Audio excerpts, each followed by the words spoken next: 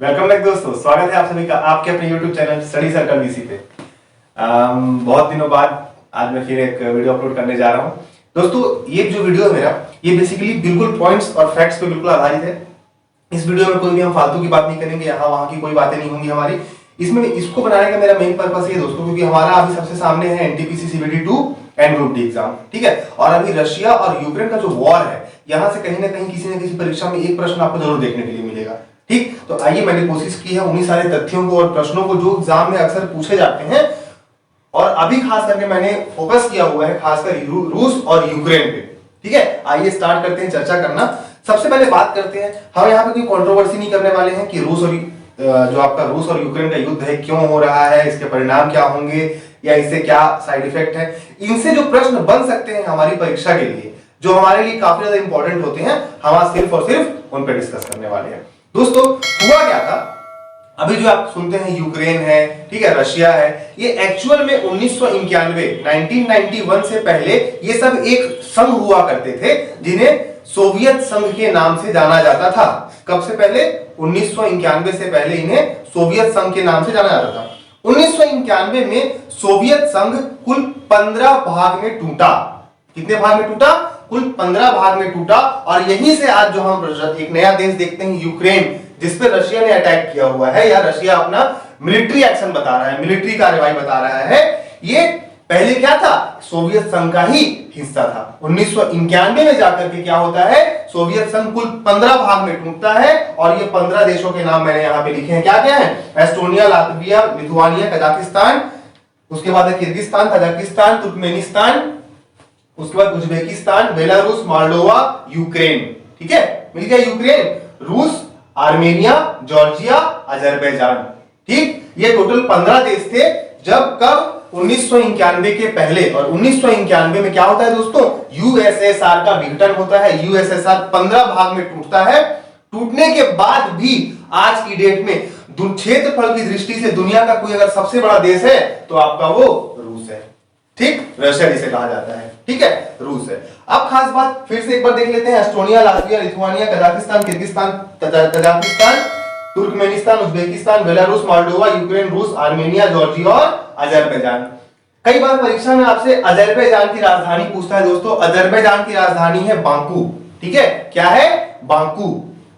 अब थोड़ा सा युद्ध के बारे में देखते हैं। हालांकि काफी दिन हो गए युद्ध को। रशिया भी धीरे धीरे जो है, यूक्रेन की राजधानी है कीव, और कीव को रशिया ने चारों तरफ से घेरा हुआ है। आगे क्या होगा किसी को नहीं पता, क्या होने जा रहा है। बट हमारे जो एग्जामिनेशन पॉइंट ऑफ व्यू से इंपॉर्टेंट जो पॉइंट होते हैं, जैसे देश की राजधानी, वहां की संसद, वहां की गुप्तचर संस्था, वहां की मुद्रा, हम आज की वीडियो में सारी बातों को धीरे धीरे करके डिस्कस करेंगे, ठीक। सबसे पहले दोस्तों मैं रशिया और यूक्रेन के बारे में बेसिक डिफरेंस मैंने यहाँ देखो देखिए बनाया हुआ है। राजधानी, राष्ट्रपति, मुद्रा, संसद, प्रमुख नदी, गुप्तचर संस्था।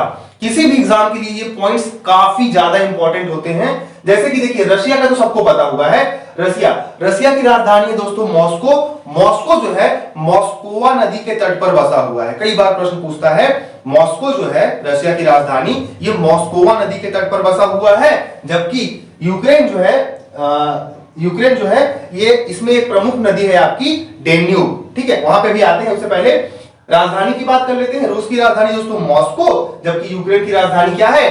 कीव। रूस के राष्ट्रपति जो है दोस्तों, इनका नाम है व्लादिमीर पुतिन। पूरी दुनिया इनसे वाकिफ है। और व्लादिमीर पुतिन की एक सबसे खास बात याद रखिएगा, व्लादिमीर पुतिन की एक रचना है फर्स्ट पर्सन। मैंने यहां नोट भी किया हुआ है। व्लादिमीर पुतिन की रचना क्या है दोस्तों? First person. साथ ही साथ यूक्रेन के जो राष्ट्रपति हैं वोलोडिमीर जेलेंस्की या व्लादिमीर जेलेंस्की आपको याद रखना है। आने वाले एग्जाम पे कहीं ना कहीं ये क्वेश्चन बन सकता है। Vladimir Zelensky. खास बात मुद्रा की बात करें तो रूस की जो मुद्रा है दोस्तों वो है रूबल, ठीक है। रूस की मुद्रा क्या है? रूबल। जबकि यूक्रेन की मुद्रा है यूक्रेनियाई रिवनिया। आपको रिवनिया ध्यान रखना है।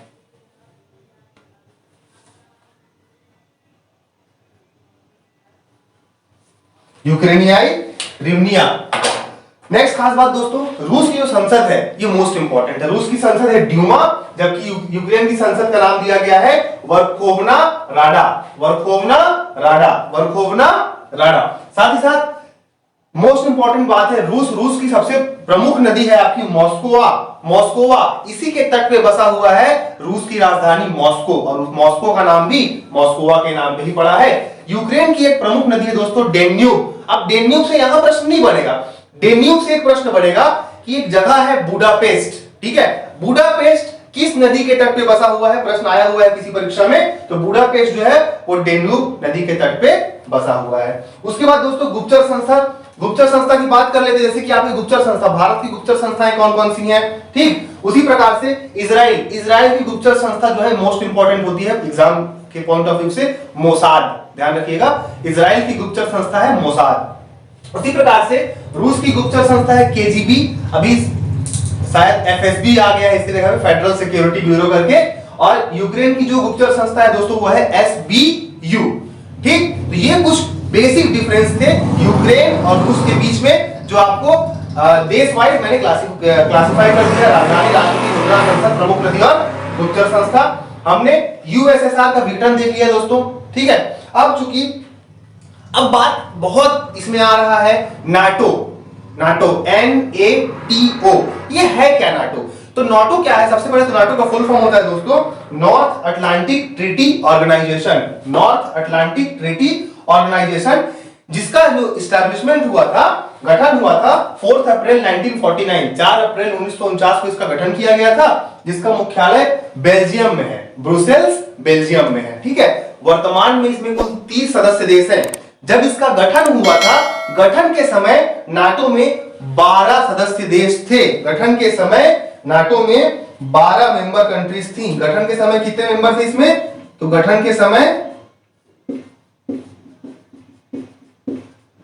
12 देश थे। खास बात दोस्तों, इसमें जितनी भी आपकी यूरोपियन कंट्रीज थी प्लस यूएसए, सारी की सारी यूरोपियन कंट्रीज, उसके साथ अमेरिका, इसको मिला करके नाटो का गठन किया गया था। नाटो का बेसिक पर्पस दोस्तों क्या था कि देखिए, नाटो में अगर मान लीजिए आपके डेट में टोटल 30 कंट्रीज हैं, इन 30 कंट्री में अगर किसी एक देश पे अगर इन 30 को छोड़ के कोई अगर दूसरा देश हमला करता है तो वो हमला नाटो पे माना जाएगा, और वो 30 के 30 देश मिलकर उस देश पे हमला करेंगे, ठीक है। मतलब ये 30 देश का जो संगठन है, सैन्य संगठन है एक तरह से कह सकते हैं, अगर इनमें से किसी भी एक देश पे इनमें कोई अगर दूसरा देश हमला करता है, इन 30 देश के अलावा अगर कोई दूसरा देश हमला करता है, तो ये 30 के 30 देश मिलकर उसे क्या करेंगे? मारेंगे या उस पर अटैक करेंगे। तो बेसिक फंडा क्या था नाटो का? North Atlantic Treaty Organization. गठन के समय इसमें टोटल 12 मेंबर कंट्रीज थे। स्थापना कब हुई थी इसकी? 4 अप्रैल 1949। इसका मुख्यालय कहां है दोस्तों? ब्रुसेल्स बेल्जियम में। और खास बात इसमें अभी इसमें जुड़ा है 30वां देश आपका पिछले साल लास्ट कुछ ईयर्स में, जिसका नाम है नॉर्थ मैसेडोनिया, उत्तरी मैसेडोनिया। क्लियर हो गया? 29वां देश था इसमें मॉन्टेनेग्रो। 30वां देश जुड़ा आपका कौन सा? तो आपका उत्तरी मैसेडोनिया। उसके बाद अगर आपसे एक प्रश्न पूछेगा, टिपिकल करेगा तो, कि नाटो देशों का अंतरिक्ष केंद्र, स्पेस रिसर्च सेंटर कहां है? वो है आपकी जर्मनी में। नाटो देशों का स्पेस रिसर्च सेंटर कहां है दोस्तों? ये है आपका जर्मनी में। क्लियर हो रहा है? तो ये खास बात थी नाटो के बारे में। नाटो बहुत ज्यादा चर्चा में है। नाटो भी अभी पीछे हट गया है, ये भी अभी इसको नहीं दे रहा है समर्थन, बाहर से बोल रहा है सपोर्ट करने के लिए, बट खुद जाकर के लड़ नहीं रहा है। साथ ही साथ आपका अमेरिका भी खुद फील्ड पे नहीं उतर रहा है। देखिए थोड़ी सी बात यहाँ पे ये है रशिया और यूक्रेन के अटैक के बीच में, कि यूक्रेन का जो बात था, यूक्रेन ने कहा कि मैं जो है नाटो में शामिल होना चाहता हूं। अब नाटो में शामिल होने से क्या होगा कि यूक्रेन की जो सीमा है वो रशिया से लगती है, और अगर यूक्रेन नाटो में शामिल होता है तो ऑब्वियसली बात है कि अमेरिकी एंड नाटो की पूरी सेना कहां आ जाएंगी? आपकी यूक्रेन में आ जाएंगी। इससे रशिया ने क्या समझा? अपनी नेशनल सिक्योरिटी पे खतरा समझा, और इस कारण इसने इससे कहा कि तुम ऐसा कोई काम मत करो, बट इसने कहा नहीं। अभी भी रशिया की कुछ डिमांड्स हैं। रशिया का कहना है कि अगर आप मेरी इन शर्तों को मान लेते हैं तो मैं जो है आप पे अटैक नहीं करूंगा, मैं आपको छोड़ दूंगा। ठीक, आगे बढ़ के बात करते हैं दोस्तों। ये तो हो गया पूरा बात नाटो का, रशिया का, यूक्रेन का, यूएसएसआर का विघटन। अब कुछ खास बातें रशिया के बारे में। रशिया के जो राष्ट्रपति हैं उनकी रचना, नाम है उनका व्लादिमीर पुतिन, और उनकी मोस्ट इंपॉर्टेंट रचना क्या है दोस्तों? First person. अभी एक टर्म आता है दोस्तों, international space station, ISS, international space station, ISS, international space station. अगर अमेरिका और रशिया के बीच में ऐसे तो बहुत टकराव चलता है, बट दुनिया का सबसे बड़ा जो समझौता था अमेरिका और रशिया के बीच में, ये इसी को लेकर के था, इंटरनेशनल स्पेस स्टेशन। ये ऊपर अंतरिक्ष में जो है एक स्पेस स्टेशन है जहां से धरती पे अंतरिक्ष यात्री जो होते हैं वो यहां से जाते हैं और वहां पे निगरानी रखते हैं, और बहुत सारे ऐसे वो उनके वर्क होते हैं, ठीक है, जो स्पेस से रिलेटेड होते हैं, सारे के सारे वो करते हैं। अब इसमें फंडा ये था, कई साल तक का प्रोजेक्ट जो था वो रशिया के पास था। रशिया यहां से अंतरिक्ष यात्रियों को स्पेस स्टेशन में भेजता था, ठीक। तो ये नासा, अमेरिका की अंतरिक्ष एजेंसी का नाम है NASA, national aeronautics and space administration. वही रशिया की जो स्पेस एजेंसी है वो दोनों मिल करके क्या कर रहे थे, हालांकि इसमें और भी मेंबर कंट्रीज थी, बट सबसे बड़ा योगदान किसका था, बोल सकते हैं अमेरिका का और रशिया का। अभी रशिया ने क्या किया है, अभी रशिया ने अपने एक स्पेस शटल से अमेरिका की तस्वीर हटा ली है, यूएसए का जो झंडा था उसको हटा दिया है वहां से। तो ये थोड़ा सा कंट्रोवर्शियल मुद्दा था, याद रखिएगा, आईएसएस इंटरनेशनल स्पेस स्टेशन। आगे बात करते हैं, इससे रिलेटेड अगर क्वेश्चन पड़ेगा कि रशिया जो है वो अपने अंतरिक्ष यात्रियों को क्या नाम दिया है, ठीक है, जैसे अमेरिका बोलता है एस्ट्रोनॉट्स, वैसे ही रशिया जो है वो अपने अंतरिक्ष यात्रियों को कॉस्मोनाइट्स बोलता है। क्या बोलता है, कॉस्मोनाइट्स। अगर भारत के पॉइंट ऑफ व्यू से बात की जाए तो भारत अपने अंतरिक्ष यात्रियों को नाम दिया है व्योमनॉट। भारत ने क्या नाम दिया दोस्तों, तो भारत ने अपने अंतरिक्ष यात्रियों को नाम दिया है व्योमनॉट।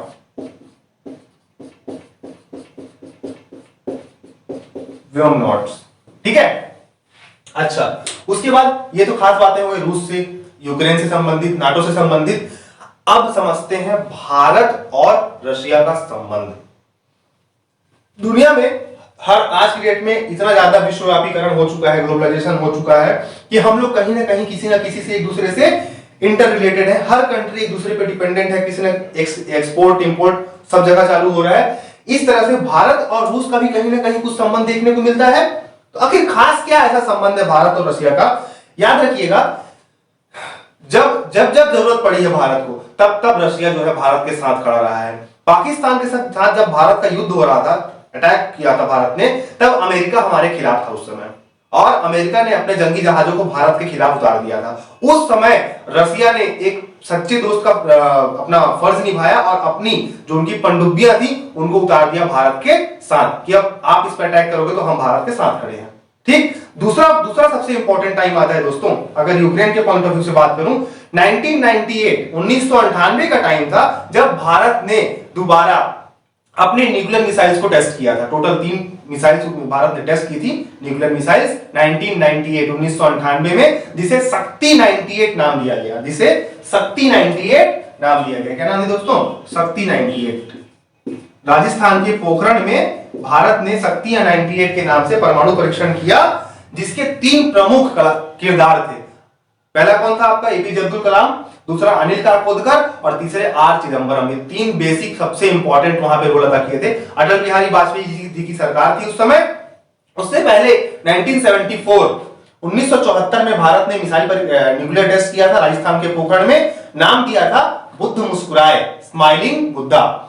और जब 1998 में भारत ने मिसाइल का परीक्षण किया, न्यूक्लियर मिसाइल का टेस्ट किया, तब यूनाइटेड नेशन और अमेरिका ने मिलकर भारत पे ढेर सारे प्रतिबंध लगा दिए।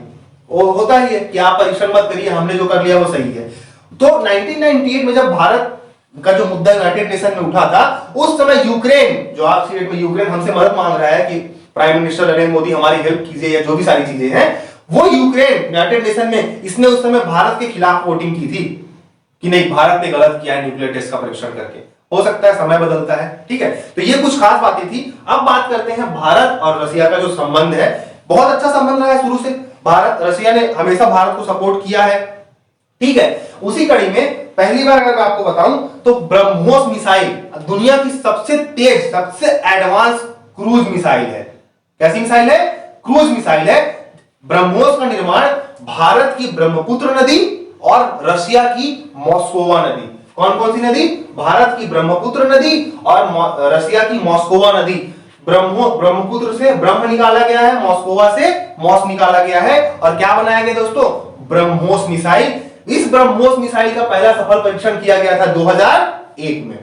तो ये पहली मित्रता की कड़ी दी गई ब्रह्मोस मिसाइल। बहुत ही खतरनाक मिसाइल है, रडार से बचने में भी ये मिसाइल सक्षम है, पलक झपकते ही खत्म कर देती है। क्यों? क्योंकि ये किस सिद्धांत पे कार्य करती है? दागो और भूल जाओ, फायर एंड फॉरगेट। ये जब तक अपने ठिकाने को, अपने टारगेट को नेस्तनाबूद नहीं कर देगी, खत्म नहीं कर देगी, डिस्ट्रॉय नहीं कर देगी, तब तक ये चैन से नहीं बैठेगी। ठीक, इसकी क्षमता कितनी है? मारक क्षमता दोस्तों इसकी 290 किलोमीटर है। अभी इसे बढ़ा दिया गया है।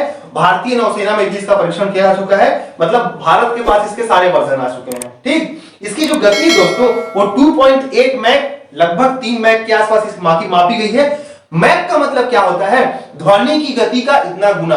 अगर मैं 2.8 को 3 मैक मानता हूं, इसका मतलब क्या होगा कि ध्वनि की गति का 3 गुना, मतलब मैं जो बोल रहा हूं उससे भी 3 गुना स्पीड से ब्रह्मोस मिसाइल जाएगा और डिस्ट्रॉय करके चला आएगा, बर्बाद कर देगा। तो ये भारत और रशिया ने मिलकर इसका निर्माण किया था, ब्रह्मोस मिसाइल का। ब्रह्मपुत्र नदी, साथ ही साथ मॉस्कोवा नदी। अब बात आई दोस्तों ब्रह्मपुत्र नदी, हम याद कैसे कर सकते हैं, लिंकअप कैसे करते हैं, मैं इस वीडियो में आपको वो समझा रहा हूं। बहुत सारी चीजें इस वीडियो में आपको आएंगी, एक एक लाइन फैक्ट है, एक एक लाइन इंपॉर्टेंट है, कहीं ना कहीं किसी ना किसी एग्जाम में प्रश्न पूछता है। ब्रह्मपुत्र नदी की बात करता हूं दोस्तों। ब्रह्मपुत्र नदी जो है आपकी, ये चाइना के जो तिब्बत वाला एरिया है, वहां पे एक ग्लेशियर मिलेगा, चेमा युंगडुंग ग्लेशियर। क्या नाम मिलेगा? चेमा युंगडुंग ग्लेशियर। ठीक, नाम थोड़ा सा पटाएंगे, धीरे धीरे याद हो जाएगा। चेमा युंगडुंग ग्लेशियर। चेमा युंगडुंग ग्लेशियर से एक नदी निकलती हुई आती है, भारत के ऊपरी क्षेत्र से बहते हुए, और जिसे तिब्बत के क्षेत्र में सांपू कहा जाता है। तिब्बत के क्षेत्र में सांपू कहा जाता है। यही ब्रह्मपुत्र नदी जब भारत में प्रवेश करती है, अरुणाचल प्रदेश में एक दर्रा है, यांगयाप दर्रा, वहां से ये नदी, ब्रह्मपुत्र नदी भारत में जब प्रवेश करती है तो असम के क्षेत्र में इसे दिहांग कहा जाता है। ये सारे के सारे प्रश्न है, most of the most important. Tibet के क्षेत्र में कौन सा क्या नाम दिया गया है? सांपू। जबकि जब ये भारत में प्रवेश करती है अरुणाचल प्रदेश के यांगयाप दर्रे से, तब इसका नाम क्या हो जाता है दोस्तों? तो असम में इसे दिहांग कहा जाता है। ठीक बात क्लियर हुआ? इसी ब्रह्मपुत्र नदी पे असम में दुनिया का सबसे बड़ा नदी द्वीप है, माजुली। क्या नाम है? माजुली नदी द्वीप इसी ब्रह्मपुत्र नदी पर स्थित है। इसी ब्रह्मपुत्र नदी की एक सहायक नदी है लोहित नदी, जिस पर सबसे बड़ा जो ब्रिज है, ढोला सड़िया 9.15 किलोमीटर का ब्रिज है असम में जो बना हुआ है, जिसका नया नाम है भूपेंद्र हजारिका ब्रिज। क्लियर हो गया? अब खास बात, ब्रह्मपुत्र नदी की जो कुल लंबाई है दोस्तों, ये कुल लंबाई है ब्रह्मपुत्र नदी की 2900 किलोमीटर। कितनी है? 2900 किलोमीटर, जिसमें से भारत में इसका प्रवाह 916 किलोमीटर है। भारत में कितना है दोस्तों? तो भारत में इसका प्रवाह है 916 किलोमीटर का। इंडिया में टोटल कितनी बहती है? ये 916 किलोमीटर। फिर से सुनते हैं, ब्रह्मपुत्र नदी निकलती कहां से है? तिब्बत के चेमा युंगडुंग ग्लेशियर से। तिब्बती रेंज में इसे क्या कहा जाता है? तिब्बती रेंज में इसे सांपू कहा जाता है। भारत में ये अरुणाचल प्रदेश के यांगयाप दर्रे से प्रवेश करती है, जहां जब ये असम में प्रवेश करती है तो असम में इसे दिहांग कहा जाता है। ठीक है, उसके बाद ब्रह्मपुत्र नदी की कुल लंबाई 2900 किलोमीटर, जिसमें भारत में वो टोटल 916 किलोमीटर बहती है। ये तो बात थी दोस्तों ब्रह्मोस मिसाइल से निकली हुई, इसलिए मैंने सारे डिटेल आपको दे दिए। इसके बाद अगर मैं करंट की अगर बात करूं, करंट सिनेरियो की, प्रेजेंट टाइम में क्या चल रहा है, तो भारत ने हाल ही में रशिया से S-400 एयर डिफेंस सिस्टम लिया है।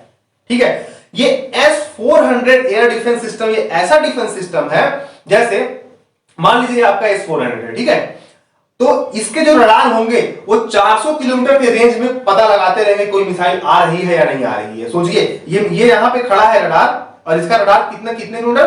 टोटल 400 किलोमीटर के रेंज को कवर करेगा। अगर उतने में कोई मिसाइल आती है तो यहां से इनकी बैटरी से मिसाइल निकलेंगी और जा करके उसको हवा में ही बर्बाद कर देंगी। ये इतना ताकतवर है। ये सोचिए हमारे देश में कितना इंपॉर्टेंट था S-400 का होना। ठीक है, तो S-400 air defence system Bharat ने किससे लिया है? तो ये रसिया से भारत ने लिया है। तो इस प्रकार दोस्तों ये आज का मैं छोटा सा वीडियो था, मैंने कोशिश किया था बनाने का। आइए फटाफट से एक बार दोबारा से नजर डाल लेते हैं। आप इसका एक स्क्रीनशॉट भी ले सकते हैं दोस्तों, एक इसका आप स्क्रीनशॉट ले लीजिए, तब तक डिस्कस करते रहते हैं। राजधानी मॉस्को रूस की, यूक्रेन की राजधानी कीव, राष्ट्रपति व्लादिमीर पुतिन, यूक्रेन के राष्ट्रपति वोलोडिमीर जेलेंस्की, मुद्रा रूबल, यूक्रेनिया रिवनिया। उसके बाद संसद की बात करूंगा तो रूस की संसद है ड्यूमा, जबकि यूक्रेन की संसद है वर्खोवना राडा। प्रमुख नदी की बात करूंगा तो रूस की राजधानी मॉस्को, मॉस्कोवा नदी के तट पे बसा हुआ है, जबकि यहाँ पे प्रमुख नदी है डेन्यूब। गुप्तचर संस्था की बात करूंगा तो KGB और SBU। 1991 में 15 भागों में टूटा USSR, पूर्व सोवियत संघ। Estonia, Latvia, Lithuania, Kazakhstan, Kyrgyzstan, Tajikistan, Turkmenistan, Uzbekistan, Belarus, Moldova, Ukraine, रूस, आर्मेनिया, जॉर्जिया और अजरबैजान। अजरबैजान की राजधानी बाकू। संबंध के बारे में हमने डिस्कस कर लिया। NATO, North Atlantic Treaty Organization, 1949 में इसकी स्थापना हुई थी। ब्रुसेल्स, बेल्जियम में इसका हेडक्वार्टर है। गठन के समय इसमें 12 मेंबर कंट्रीज थी, अभी टोटल 30 है। 30वां देश उत्तरी मैसेडोनिया है। ठीक, उसके बाद रूस के राष्ट्रपति व्लादिमीर पुतिन की रचना जो है फर्स्ट पर्सन है, और रूस अपने अंतरिक्ष यात्रियों को कॉस्मोनाइट कहता है, भारत अपने अंतरिक्ष यात्रियों को वेमनॉट कहता है, जबकि अमेरिका अपने अंतरिक्ष यात्रियों को एस्ट्रोनॉट्स कहता है। एक आईएसएस की बात आई थी, इंटरनेशनल स्पेस स्टेशन। और शक्ति 98 क्या है, तो भारत का जो न्यूक्लियर प्रोग्राम था अटल बिहारी वाजपेयी जी की सरकार में हुआ था 1998 में, जिसका नाम दिया गया था शक्ति 98, शक्ति 98। दोस्तों, आई थिंक आपको वीडियो पसंद आया होगा। वीडियो पसंद आया तो प्लीज लाइक, शेयर और सब्सक्राइब जरूर करें, और साथ ही साथ बेल आइकन भी प्रेस कर लें, ताकि मेरे जो भी अब अगले वीडियोस होंगे उनमें रिवीजन के साथ साथ आपको सारे के सारे जो कंटेंट है वो डेली बेसिस पे जब भी मैं डालूं आपको मिल जाए। और शेयर जरूर कीजिएगा, सब्सक्राइब जरूर कर लीजिए। बहुत बहुत धन्यवाद।